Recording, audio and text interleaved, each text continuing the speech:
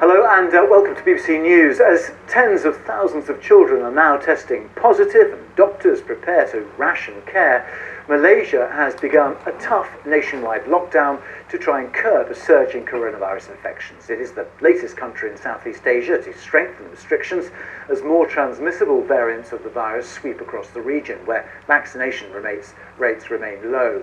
From Tuesday, only essential businesses such as supermarkets and clinics can open. People can only go out for necessities, and most schools are closed.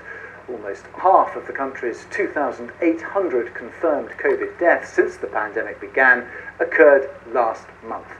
Malaysia has reported more than 7,000 new infections in the past 24 hours. Our Southeast Asia correspondent Jonathan Head explains why Malaysia has to take such drastic actions now, having handled the virus comparatively efficiently earlier in the pandemic.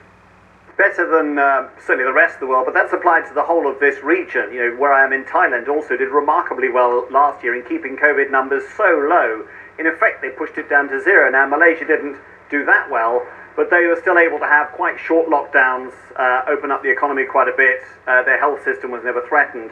All these countries, and it's happening in Thailand too, are now facing much faster rises in COVID numbers. I mean, to give you an idea, Malaysia's total number of COVID infections has risen by fivefold since the start of the year. It saw 1,000 deaths last year. Again, not big compared to some other countries, but much bigger than they used to. And they're at the stage now where their health systems are threatened. Their intensive care units are near capacity.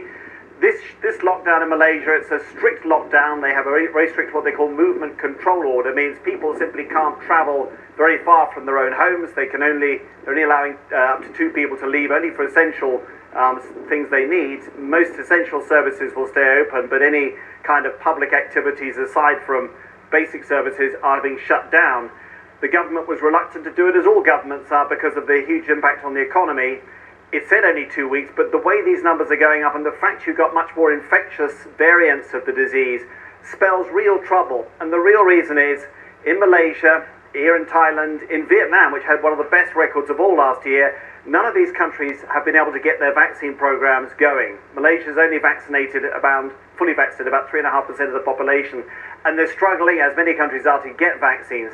So they don't have vaccination as an option for bringing these infections down at the moment. They've got to use these strict lockdowns, and they are facing much bigger numbers than they used to.